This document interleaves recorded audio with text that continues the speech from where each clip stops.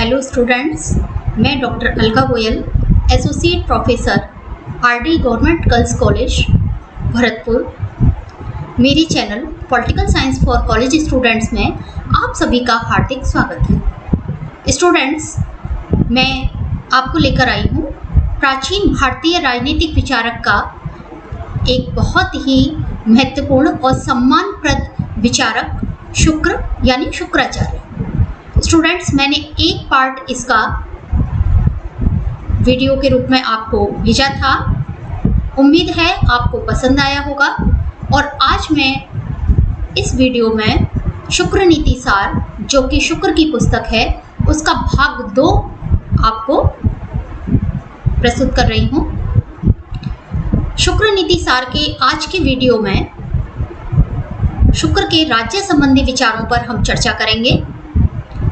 शुक्र ने अपने ग्रंथ शुक्र नीति सार में राज्य की उत्पत्ति का कोई बहुत विस्तृत विवेचन नहीं किया है। आप पॉलिटिकल साइंस के स्टूडेंट हैं तो आपको पता होगा कि प्राय जितने भी ग्रंथ हैं या जितने भी विचारक हैं या विचार हैं राजनीति के, उनमें राज्य की उत्पत्ति के बारे में जरूर बताया गया है कि राज्य की उत्पत्ति का कौन सा सिद्धांत है, यानी राज्य की उत्पत्ति कैसे हुई है।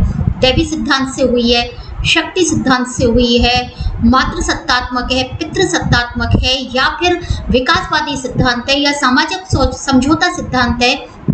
तो इस प्रकार से किसी विशेष सिद्धांत के बारे में तो इन्होंने इंगित नहीं किया है। शुक्र नीति के पूरे ग्रंथ में केवल एक श्लोक है जो कि राज्य की उत्पत्ति के बारे में बताता है।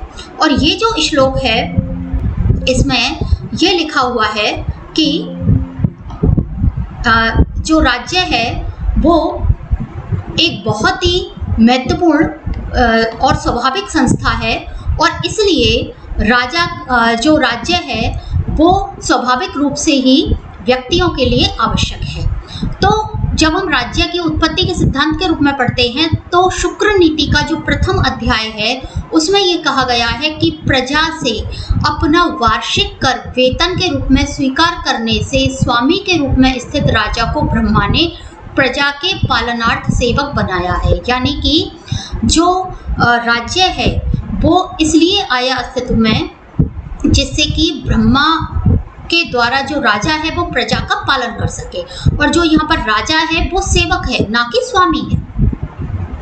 ठीक है, तो स्वामी के रूप में जो राजा है, जिसको जो प्रजा है वो स्वामी मानेगी, लेकिन वो एक सेवक की तरह से पालन करेगा प्रजा का। तो यहाँ पर जो राज्य की उत्पत्ति वो ब्रह्मा द्वारा तो बनाई है, मतलब जो राज्य की उत्पत्ति है उसका तो वो तो दैवी रूप में उत्पन्न हुई है।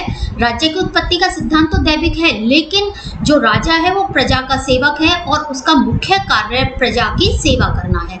इस प्रकार से किसी भी प्रकार के दैवी अधिकार को स्वीकार नहीं किया, यानी दैवी उत्पत्ति को तो स्वीकार किया है लेकिन दैवी अधिकार को स्वीकार नहीं किया है। शुक्र ने राज्य को अनिवार्य और स्वाभाविक संस्था माना है, यानी राज्य आवश्यक है क्योंकि राज्य के बिना, राज्य की उत्पत्ति के बिना समाज का, संसार का उदय अविद्य नहीं हो सकता।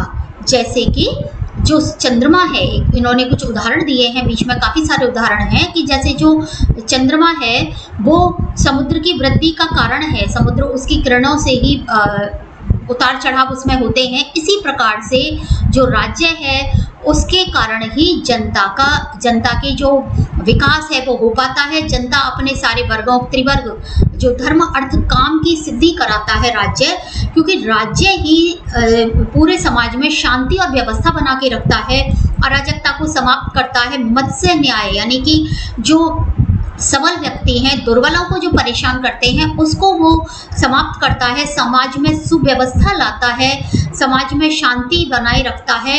तभी व्यक्ति अपने धर्म की प्राप्ति कर पाता है। धर्म यानी अपने कर्तव्य की पूर्ति कर पाता है। या धर्म से मतलब किसी विशेष धर्म से नहीं है, बल्कि अपनी कर्तव्य की पूर्ति से है। तो व्यक्ति अपने धर्म की पूर्ति कर पाता है। अर्थ यानी वो जीविका उपार्जन कर पाता है विभिन्न तरीकों से। जीविका उपार्जन के सबके अपने अपने साधन हैं। और तीसरा है काम, यानी वो अपने गृहस्थाश्रम की शुरुआत कर पाता है, सृष्टि की संचालन वो करता है। तो इस प्रकार की जो सिद्धि है वो केवल राज्य के होने पर ही हो सकती है, क्योंकि बिना राज्य के या राजा के नेतृत्व के अभाव में प्रजा के नष्ट होने की संभावना रहती है, समाज में अराजकता व्याप्त रहती है। इसलिए राज्य जो है वो प्रजा की भौतिक सुरक्षा ही नहीं अपितु नैतिक उत्थान के लिए भी उत्तरदायी है, क्योंकि व्यक्ति तब तक नैतिक आचरण नहीं कर सकता जब तक कि समाज में शांति और व्यवस्था नहीं बनी रहे। तो स्टूडेंट्स, आपको जो इनकी राज्य की उत्पत्ति का कारण और तरीका दोनों ही पता चल गए हैं। यानी कारण क्या है कि समाज में शांति और व्यवस्था और व्यक्तियों के उदय के लिए ब्रह्मा ने राजा को सेवक बना करके, जो स्वामी रूपी राजा है उसको सेवक बना करके प्रजा के लिए यहाँ पर भेजा है। ठीक है, अब दूसरी चीज आते हैं, हम राज्य संबंधी सिद्धांत हैं आज के पूरे वीडियो में। तो राज्य की परिभाषा और सप्तांग सिद्धांत। स्टूडेंट्स, राज्य के हम वर्तमान में जो पढ़ते हैं वो 4 अंग पढ़ते हैं। 4 अंग कौन कौन से हैं? जनसंख्या, निश्चित भूमि या निश्चित भूभाग, सरकार और संप्रभुता, ये 4 तत्व हम पढ़ते हैं। लेकिन जो हमारे प्राचीन भारतीय राजनीतिक विचारक हैं वो 7 अंगों की बात करते हैं। मैंने पहले मनु और कौटिल्य के भी आपको वीडियो भेजे हैं और कई पार्ट हैं उनके, तो उन्होंने भी राज्य के 7 अंग बताए हैं और इन्होंने भी वही 7 अंग बताए हैं। थोड़ा नामों में थोड़ा सा डिफरेंस है और इनमें जो शुक्र है और उन्होंने आगे बढ़ते हुए राज्य के जो अंग हैं उनको शरीर के अवयव के समान बताया है, शरीर के अंगों के समान बताया है 7 अंगों को, कि जैसे शरीर हमारा पूरा शरीर है उसके हमारे अंग होते हैं विभिन्न प्रकार के और उन अंगों से पूरा शरीर चलता है, वैसे ही इन 7 अंगों से राज्य रूपी शरीर चलता है। तो इसलिए इनका जो सप्तांग सिद्धांत है वो सअवयवी भी है। मैं आपको आगे समझाती हूँ। जो 7 अंग हैं उनमें स्वामी यानी राजा, अमात्य, मंत्री, मित्र, आप जानते हैं मित्र, कोष होता है खजाना जिससे सारा राजकाज चलता है, पूरा पैसा, राष्ट्र जो जहाँ पर राष्ट्रीयता भावना निवास करती है, देश प्रेम की जो भावना होती है, दुर्ग है, किला, सेना जो है वो सेना जो भी दंड देने वाली जो भी राजा के पास है कि जितनी प्रकार की भी सेना है उनसे मिलकर के राज्य बना है। अब शुक्र नीति में ये जो सारे तत्व हैं, जो 7 तत्व हैं, तो स्वामी को सिर की, मैंने बताया आपको शरीर की संज्ञा दी है, तो पूरा जो राज्य है वो तो एक शरीर है, तो स्वामी जो है वो सिर है, यानी जो हमारा मस्तिष्क है, जैसे हमारे सारे अंगों को आदेश देता है, मैसेज पहुंचाता है कि तुम्हें ये काम करना है, वैसे ही जो स्वामी है, जो राजा है, वो सिर के समान है, जो कि जितने भी अंग हैं उनको मैसेज पहुंचाता है, उनको आदेश देता है कि तुमको ये कार्य करने हैं। तो राजा जो है वो सिर है, फिर अमात्य जो है वो नेत्र है, क्योंकि राजा स्वयं सारे काम नहीं करता, वो अमात्यों के जरिए सभी नीति जो है वो उसके पास में पहुंचती है कि उसके समाज में क्या हो रहा है, उसके राज्य में क्या हो रहा है।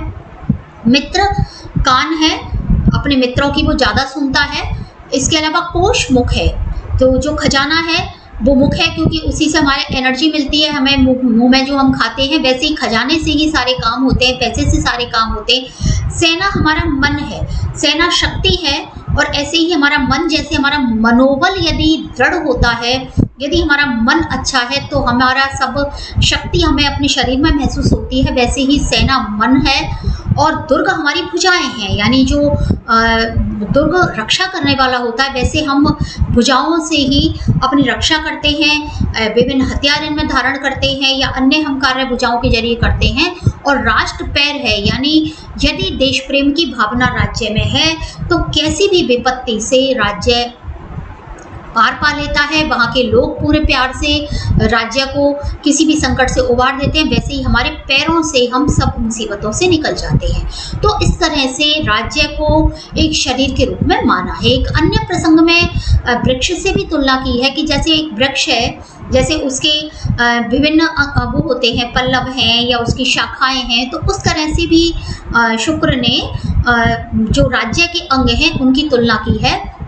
तो इसमें भी उसने माना है कि जो वृक्ष है, राजा तो उसमें मंत्री, मतलब राजा जो है वो उसका मूल है, मंत्री उसके कंधे हैं, सेनापति उसकी शाखा हैं, सेना जो है वो उसके पल्लव यानी पत्ते हैं, प्रजा जो है वो धूल है, धूल के बिना भी कुछ नहीं होता ना, सबसे ज़्यादा तो मिट्टी होती है। इसके अलावा जो भूमि है, भूमि से प्राप्त होने वाले जो अन्य कारक हैं वो फल हैं, और राज्य की भूमि जो है वो बीज है। यानी ये 7 अंग से इन्होंने वृक्ष से भी तुलना की है और इससे इन्होंने शरीर की भी तुलना की है। और जो मैंने जैसे बताया कि वर्तमान में सभी जो है वो 7 अंग मानते हैं जो प्राचीन भारतीय राजनीतिक विचारक हैं, और वर्तमान में इनमें 4 अंग विचारक मानते हैं। एक गिलक्राइस्ट और विचारक हुए हैं जिन्होंने कि 5वां अंग राष्ट्रीयता इसमें जोड़ा था। ठीक है। अब शुक्र नीति में एक बहुत महत्वपूर्ण चीज और दी हुई है कि राज्य और राष्ट्र में अंतर। ये अंतर आपको मनु या कौटिल्य में कहीं दिखाई नहीं देता, राज्य और राष्ट्र के बीच का अंतर। तो इन्होंने राज्य और राष्ट्र के बीच में अंतर बताया है कि यदि किसी राष्ट्र पर संप्रभु का नियंत्रण हो जाता है तो वह राज्य का रूप ले लेता है। यानी राज्य में संप्रभुता होती है और राष्ट्र में संप्रभुता नहीं होती। इनके कहने का मतलब यह है क्योंकि राष्ट्र जो है उसमें बाकी चीजें तो होती हैं, देश प्रेम की भावना होती है, लेकिन उसमें संप्रभुता नहीं होती। जब वो संप्रभुता जुड़ जाती है तो वह राज्य का रूप ले लेता है। अब स्टूडेंट्स हम तीसरी चीज पर आते हैं, राज्य का कार्यक्षेत्र, जो कि बहुत ही महत्वपूर्ण है। यानी राजा क्या क्या काम करेगा राज्य के जरिए, क्या उसे काम करने, क्यों उसका अस्तित्व आया है। तो इसमें इन्होंने 8 प्रमुख क्षेत्र बताए हैं। मैं बारी बारी से सबको आगे लूंगी आपके लिए। जैसे दुष्टों का निग्रह यानी दुष्टों को खत्म करना, प्रजा की सुरक्षा करना, दान देना। किसको दान देना? जो ब्राह्मण हैं, जो तपस्वी हैं, जो समाज में जो भी ऐसे वर्ग हैं जिनको कि जीविका उपार्जन में परेशानी हो रही है, वृद्ध हैं या असहाय हैं या बालक कोई अनाथ हैं, उनको प्रजा का परिपालन करना। न्यायपूर्वक कोष का अर्जन, न्यायपूर्वक बहुत ज़रूरी है। कोष का अर्जन तो सभी करते हैं, लेकिन न्यायपूर्वक करने का मतलब है कि जबरदस्ती प्रजा को परेशान करके करों को ग्रहण ना करना। राजाओं से कर ग्रहण करना, कौन से राजाओं से? जो कि पराजित हो गए हैं, जो कि उस राजा से छोटे हैं, जिनको अपने राज्य में जिनका राज्य शामिल कर लिया है। शत्रुओं का मान मर्दन करना, और शत्रु यानी साम्राज्य के विस्तार की बात इन्होंने कही है। युद्ध का इन्होंने एक तरह से समर्थन किया है इसमें। और निरंतर शत्रु, युद्ध किनसे करना है? केवल शत्रुओं से करना है।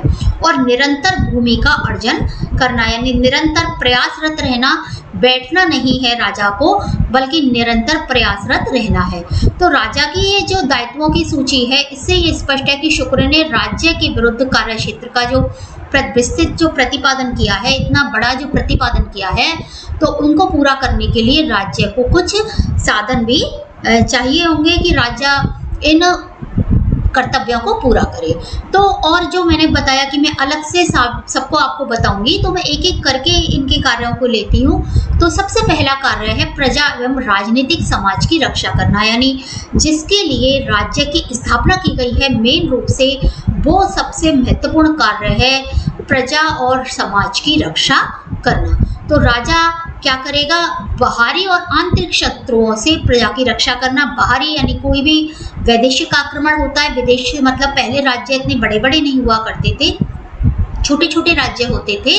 तो प्रजा की उन राज्यों से रक्षा करना जो कि बार बार अटैक करते हैं। जैसे हम प्राचीन काल में बहुत सारे वंश पढ़ते हैं, साउथ में अलग शासन चल रहा था, नॉर्थ में अलग चल रहा है, ईस्ट में अलग चल रहा है, तो अलग अलग चल रहे हैं, तो एक दूसरे पर ये आक्रमण करते रहते थे। तो बाहरी आक्रमणों से रक्षा करना, प्लस जो आंतरिक शत्रु हैं, जैसे कि कोई विद्रोह कर रहा है, या फिर कोई दस्यु आ गए हैं, या कोई ग्रुप ऐसा पैदा हो गया है जो राजा को परेशान कर रहा है, या कोई असामाजिक तत्व हैं जो कि समाज में विद्रोह फैला रहे हैं, परेशान कर रहे हैं, तो उनसे रक्षा करना। ठीक है। तो दुष्टों से और आक्रमण करने वालों से सज्जनों की रक्षा करें। यहाँ पर सज्जन शब्द दिया है क्योंकि दुर्जनों को तो दंड देना ही है। इसके अलावा राजा जो है राजधानी प्रशासन, ग्राम प्रशासन में भी शांति और व्यवस्था बनाए रखेगा। और विभिन्न मार्गों में भी, चूंकि रास्ते में भी उपद्रवी और डाकू सामान वगैरह को लूट लेते थे, जो महिलाएं हैं, जो बच्चे हैं, उन्हें परेशान करते थे, उन्हें उठा लेते थे, तो उनसे राज्य की रक्षा करना। और यदि ऐसा नहीं करता है तो प्रजा जो है वो राजा के विरोध में हो जाती है, क्योंकि देखिए प्रजा राजा को कर देती है, प्रजा राजा पर भरोसा करती है, उसकी बात को मानती है। बदले में राजा क्या करेगा? बदले में राजा प्रजा की सुरक्षा करेगा। अब दूसरी चीज आती है लोक कल्याणकारी जो कार्य हैं, यानी जो इसकी धारणा है शुक्र की, वो लोक कल्याणकारी राज्य की है। देखिए राज्य दोनों प्रकार के होते हैं। एक तो राज्य होते हैं पुलिस राज्य, यानी कि जो केवल मुख्य कार्य करते हैं, जो रक्षा करने संबंधी और न्याय करने संबंधी। दूसरे होते हैं लोक कल्याणकारी राज्य।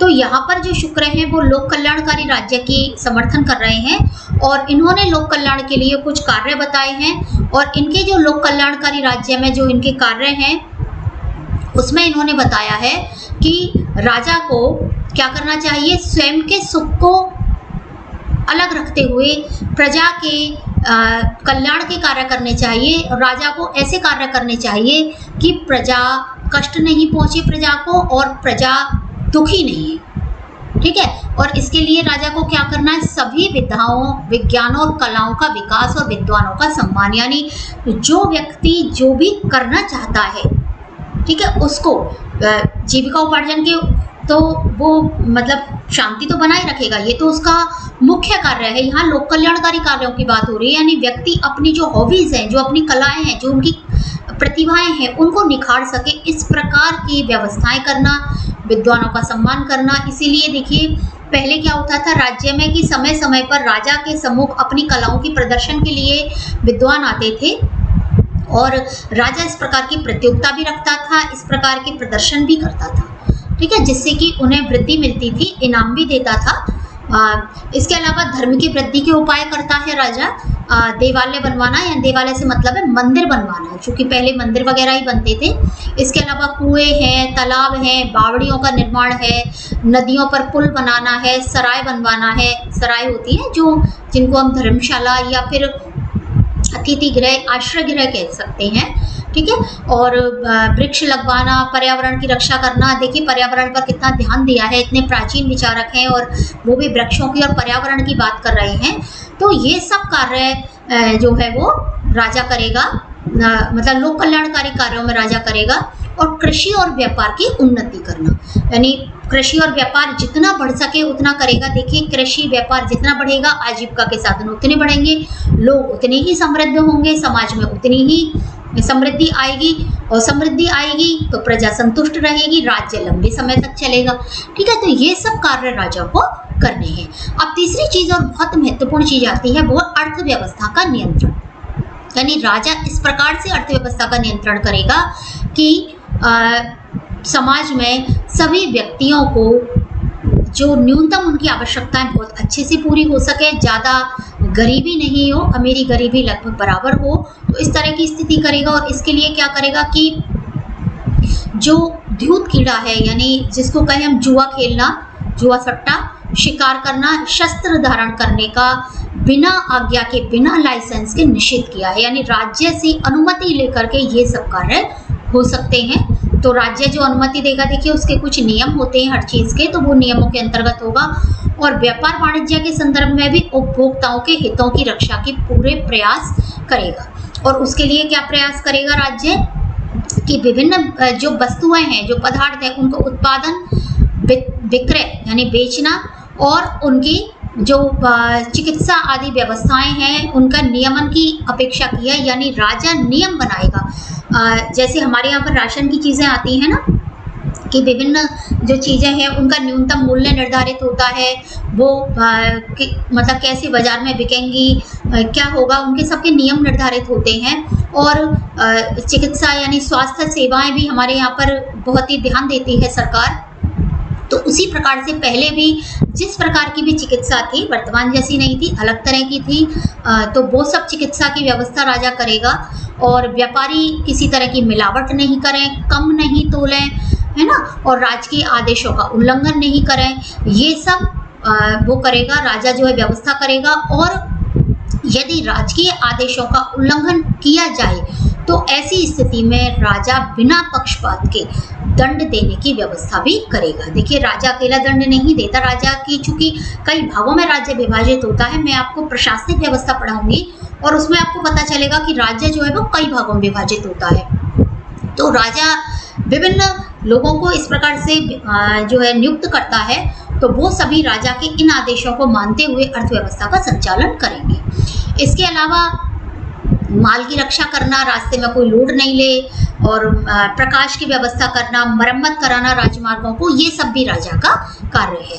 इसके अलावा जो कोष है उसको अन्यायपूर्वक राजा संग्रह नहीं करेगा। ये मैंने अभी बताया है कि जितनी आवश्यकता हो, लोगों की जितनी क्षमता हो कर देने की, उतना ही कर लेगा। और यदि कोई जैसे कोई आपत्ति काल आ जाता है, मान लो किसी ने आक्रमण कर दिया या अकाल पड़, मतलब ऐसी स्थिति आ गई, कहीं कोई महामारी आ गई या कोई परेशानी आ गई एक विशेष क्षेत्र में, तो दूसरे क्षेत्र के लोगों से वो अधिक कर ले सकता है। या फिर कोई किसी ने विदेशी शत्रु ने आक्रमण कर दिया, सारा राजकोष खत्म हो गया, तो ऐसी स्थिति में भी राजा अलग से कर ले सकता है संकट काल में, और ब्याज सहित राजा को वापस कर देना चाहिए, ऐसा शुक्र कहते हैं। अभी देखिए, हमारे यहाँ पर कोरोना महामारी से पूरा देश जूझ के चुका है, बल्कि ये कहें कि हम पूरा विश्व जूझ के चुका है।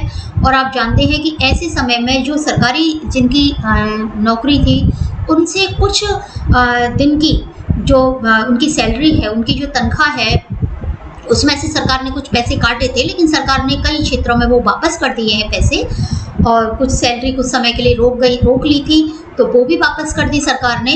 तो ये स्थिति हम जो वर्तमान में पढ़ते हैं, मतलब पहले जो हम हमारे मनीषियों ने कहा है और हम वर्तमान में जो पढ़ रहे हैं, तो ये अब भी इन व्यवस्थाओं पर भी लागू होती है। यानी शुक्र के विचार देखिए वर्तमान में भी उतने ही प्रासंगिक हैं जितने कि पहले थे। अब अगली चीज आती है, चौथा कार्य है, वो है राज्य के सामाजिक दायित्व। सामाजिक दायित्व यानी सामाजिक व्यवस्था का नियमन और सामाजिक जीवन में धार्मिक, धर्म और नैतिक मूल्यों की प्रतिष्ठा करना, ये भी राजा का महत्वपूर्ण कर्तव्य है। और राजा शक्ति पूर्वक इन वर्ण और धर्म के नियमों का पालन कराएगा। देखिए, यहाँ पर जो वर्ण व्यवस्था है, आगे हम पढ़ेंगे अभी शुक्र में ही, कि वर्ण व्यवस्था का मतलब यहाँ कोई भेदभावपूर्ण स्थिति नहीं थी।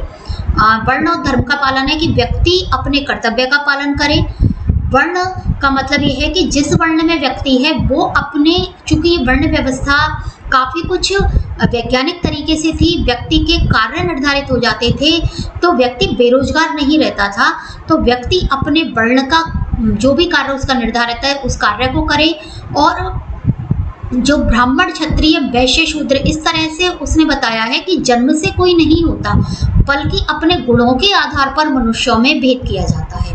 यदि वो बहुत तीक्ष्ण बुद्धि का है वो, तो वह ब्राह्मण के योग्य है। यदि उसकी बुद्धि कम है, उसका शारीरिक स्थिति, वो बल ज़्यादा है, शरीर से वो ज़्यादा मेहनत कर सकता है, तो वो शूद्रों की श्रेणी में आ सकता है, या वो क्षत्रिय भी बन सकता है। उसमें किस प्रकार की, मतलब उसके गुण हैं, उस वैश्य भी बन सकता है। वो जिसमें भी उसमें गुण है उसके अनुसार ही वो उस कुल में जा सकता है। तो यहाँ पर जो है मनुष्य ने जो विभिन्न कलाएं और विद्याएं हैं, उनके आधार पर ही उसकी जातियों के निर्धारण की बात कही है। तो श्रेष्ठता कुल या जाति से प्राप्त नहीं होती, बल्कि गुणों से प्राप्त होती है, ऐसा शुक्र ने कहा है। और राजा और प्रजा दोनों ही अपनी धर्म और नीति का पालन करें। और राज्य तभी चिरस्थायी होगा यदि समाज में इस प्रकार से वर्ण और धर्म का पालन नहीं होगा, तो अनैतिकता आ जाएगी। क्योंकि जो राजा है वो स्वयं भी वर्ण इसका धर्म का पालन करे और प्रजा से भी करवाए, क्योंकि जो प्रजा है वो राजा के गुणों का ही अनुकरण करती है। यथा राजा तथा प्रजा, ये हमेशा ही लागू होता है, चाहे राजतंत्र हो चाहे प्रजातंत्र हो। अब अगला जो दायित्व आता है वो है शैक्षणिक दायित्व। राजा जो है शिक्षा के लिए भी उत्तरदायी होता है, शिक्षा का प्रसार करे, जो विद्यार्थी हैं उनको छात्रवृत्ति दे, जिससे कि यदि कोई गरीब विद्यार्थी हैं या फिर गरीब भी नहीं है, उन्हें आगे प्रोत्साहन देने के लिए, उनकी कला को विकसित करने के लिए विद्या और कला के क्षेत्र में जो अच्छे व्यक्ति हैं, जो योग्य हैं, उनका सम्मान करे, उन्हें पुरस्कार और समय समय पर उनकी प्रशंसा हो, उन्हें अतिरिक्त भत्ता दिया जाए और उनके भरण पोषण की व्यवस्था हो। इसके अलावा विधि और न्याय व्यवस्था जो है वो भी मुख्य रूप से राज्य का कर्तव्य है। मैंने बताया आपको कि ऐच्छिक और अनिवार्य दो प्रकार के कार्य राज्य के होते हैं। तो अनिवार्य कार्यों में एक तो रक्षा संबंधी हो गया और दूसरा है न्याय संबंधी। तो राज्य के जो अनिवार्य कार्य हैं, राज्य यानी राजा जो है वो समाज में न्याय की व्यवस्था करेगा और न्याय के लिए एक यहाँ पर देखिए व्यक्ति इन्होंने बताए हैं पंडित। यहाँ पंडित से मतलब कोई पंडित नहीं है जो भजन कीर्तन कथा वथा करते हैं, वो वाले पंडित नहीं। शुक्र की आगे आप प्रशासनिक व्यवस्था पढ़ोगे, शुक्र की जो सबसे ज़्यादा प्रसिद्ध है वो है प्रशासनिक व्यवस्था, और इसमें से एक बड़ा क्वेश्चन भी एग्जाम में कई बार आता है। तो शुक्र ने अपने एक अष्ट प्रधान एक मंत्रिमंडल बताया है, 8 उसमें अलग व्यक्ति और 2 उसमें अलग दूत और पुरोहित बताए हैं। तो वो मैं आपको प्रशासनिक व्यवस्था में बताऊंगी। और पंडित नामक एक मंत्री का उल्लेख उन्हीं 8 में से एक है जो कि विधि विशेषज्ञ है, और राजा का ये कर्तव्य है कि वह मुकदमों का उचित प्रकार से निर्णय करे, अपने आदेशों का पालन करवाए। और राजा जो है वो न्याय कार्य इस प्रकार से करे कि दुष्टों का दमन हो सके, और राजा अपने न्याय कार्य की यदि उपेक्षा करता है यानी सही प्रकार से यदि न्याय का काम नहीं करता है जिसके लिए राज्य की स्थापना की गई है, तो राज्य नष्ट होता है, राजा भी घोर कष्ट में पड़ता है और राज्य तो कष्ट में पड़ता ही है। क्योंकि जब अन्याय होता है तो देखिए अन्याय को एक हद तक जनता स्वीकार करती है, उसके बाद में वो प्रजा विद्रोह कर देती है, वो दूसरे राज्य को ले आती है। अब अगला जो कार्य है वो प्रशासनिक व्यवस्था, जिसका उल्लेख मैंने अभी आपको किया था। तो शुक्र नीति में प्रशासन के संबंध में सबसे अच्छी जो बातें यहाँ पर कही गई हैं वो है यहाँ की विभागीय पद्धति और कार्यालय पद्धति। जैसे हम वर्तमान में देखते हैं ना कि हमारा मंत्रिमंडल है, उसमें विभिन्न मंत्री हैं, विभिन्न विभाग हैं, वैसे ही शुक्र ने विभागीय पद्धति बताई है, एक सुदृढ़ प्रशासनिक व्यवस्था की आवश्यकता बताई है। और इस प्रशासनिक व्यवस्था में जैसे मैंने बताया कि 8 तो अलग मंत्री हैं और 2 अलग हैं, और इन 8 के अपने अपने दायित्व हैं, 2 के अपने दायित्व हैं, और इसकी अपनी बाकायदा व्यवस्था है कि कैसे कैसे करके हर एक जो आदेश है वो किस किस प्रकार से एक व्यक्ति से दूसरे व्यक्ति तक जाकर के अंत में वो कानून का रूप ग्रहण करता है। और प्रत्येक जो अधिकारी और कर्मचारी है वो भली प्रकार अपने दायित्वों का पालन करे और प्रजा को किसी भी प्रकार से पीड़ित ना करे। ये नहीं कि जो कर्मचारी हैं वही प्रजा को पीड़ित करें। तो राजा का ये दायित्व है कि वह प्रजा के जो भी परेशानी है उनको दूर करवाए। ठीक है, तो प्रशासन के जो आंतरिक पक्ष है उनका शुक्र ने बहुत ही अच्छी प्रकार से उल्लेख किया है। मैं प्रशासनिक व्यवस्था में आपको विस्तार से बताऊंगी। अब अगला कार्य आता है परराष्ट्र संबंध, जो कि बहुत महत्वपूर्ण, और इनका जो लास्ट कार्य है परराष्ट्र संबंध यानी वैदेशिक कार्य। तो शुक्र ने राज्य से अपेक्षा की है कि वह परराष्ट्र संबंधों के संचालन में जनहित और सुरक्षा के साथ साथ राष्ट्र हित का भी ध्यान रखे, यानी दूसरे राज्यों से वो अच्छे संबंध तो स्थापित करे, लेकिन ये नहीं है कि अच्छे संबंधों में वो अपने राष्ट्र की बलि चढ़ा दे। ऐसा नहीं कर सकता राज्य। वो अपने साम्राज्य का विस्तार करे, अपने जो लोग हैं, अपनी जो सीमाएं हैं, दूसरे देश में जो अपने लोग हैं, दूसरे देशों से जो व्यापार हो रहा है, उन सबको सुचारू रूप से बनाए रखे, अनावश्यक युद्ध नहीं करे। शुरू में मैंने बताया शत्रुओं का मर्दन करे, यानी शत्रुओं से तो युद्ध करे, लेकिन फालतू के जो टकराव हैं, युद्ध हैं, उनसे बचाए, जिससे कि राज्य में, चूंकि देखिए युद्ध होता है तो नष्ट तो होता ही है, जनधन की हानि होती है, खजाना खाली होता है, समाज में तनाव आता है और विकास रुक जाता है। इसलिए विदेश नीति के संचालन के लिए शुक्र ने मनु और कौटिल्य के समान ही कुछ सिद्धांत बताए हैं, और ये सिद्धांत वही हैं जैसे कि षड्गुण नीति, जो मैं आपको आगे बताऊंगी जब मैं इसका पूरा की पूरा आपको एक वीडियो में मैंने परराष्ट्र संबंध लिए हैं, एक वीडियो मैंने प्रशासनिक व्यवस्था ली है इसकी, तो आगे मैं आपको बारी बारी से आप देखते रहिए, और जो भी आपकी डिमांड है वो भी आपको बतानी है।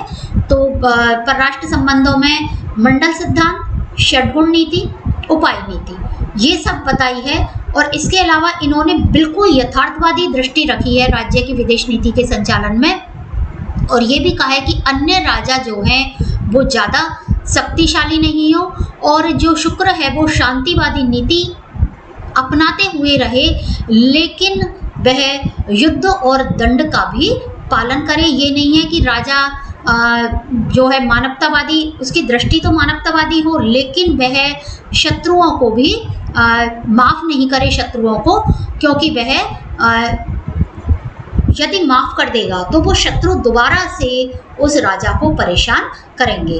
तो इस प्रकार से स्टूडेंट्स, आपको इस वीडियो में मैंने राज्य संबंधी पूरे विचार इनके बताए हैं। राज्य की उत्पत्ति, राज्य का कार्य क्षेत्र, राज्य के सप्तांग सिद्धांत, इन सब का मैंने आपको परिचय दिया है। तो उम्मीद है आपको मेरा ये वीडियो पसंद आया होगा। आप जो भी आपको कमेंट्स हैं आपके, वो आप कमेंट्स बॉक्स में ज़रूर लिखिएगा, और मेरे वीडियो को लाइक करें, शेयर करें, और मेरे channel political science for college students को सब्सक्राइब करें। और जो भी आपकी डिमांड हो वो आप निश्चित रूप से स्टूडेंट्स मुझे कमेंट्स में लिखकर भेजें। धन्यवाद।